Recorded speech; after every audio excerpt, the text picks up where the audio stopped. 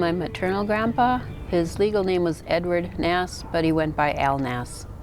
He was a farm boy who grew up in Kewanee, Illinois, and came up to the Twin Cities because his older sister had come up here, and she was married and raising a family.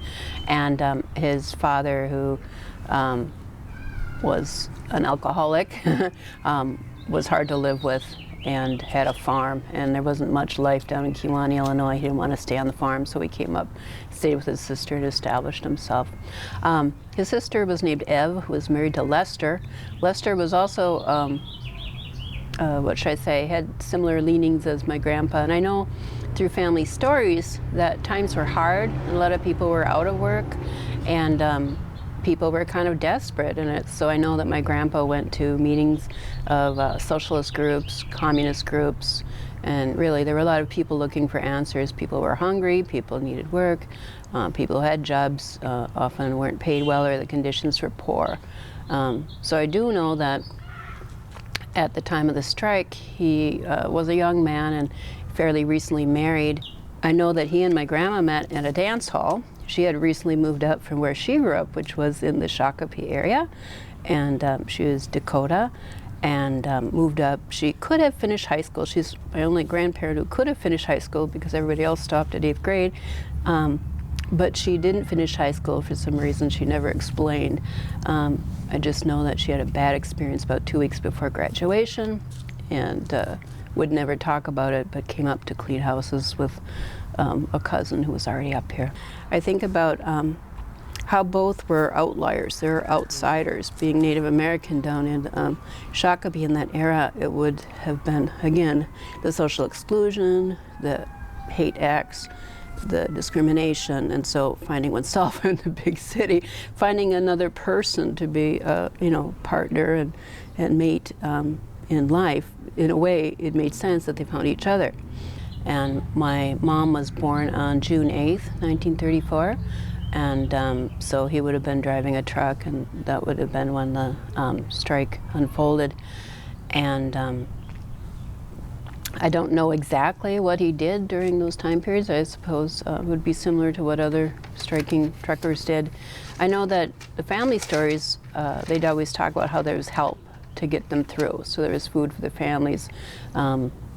I saw in the documentary milk tickets and other things. So I do know that what they remembered through stories was how everybody pitched in and helped each other out. My grandpa was always a stickler for fairness, and he was always a stickler for we're better together, and that it's our duty to lift others up if we have something to share it to help make the world a better place. And so I imagine those were his ideals throughout his life.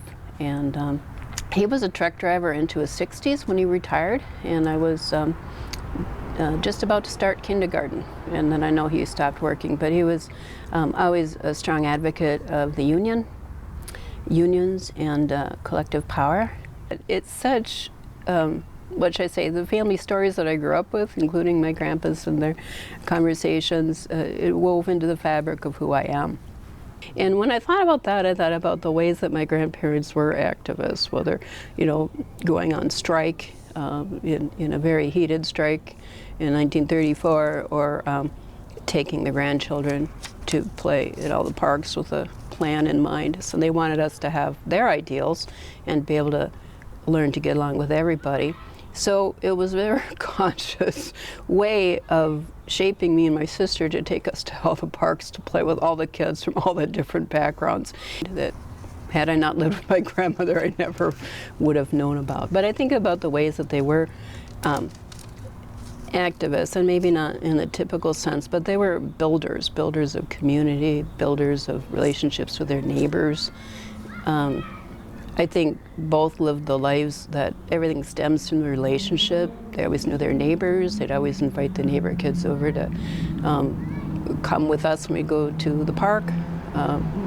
They'd invite neighbors over and have coffee and tea, invite neighbors over and have coloring books for the kids. It was just always community building, which is, I think, a proactive way of being activists, because both did model you can say, in the words of Paul Wellstone, we all do better when we all do better, but you can say it in the labor phrase of an injury to one is an injury to all.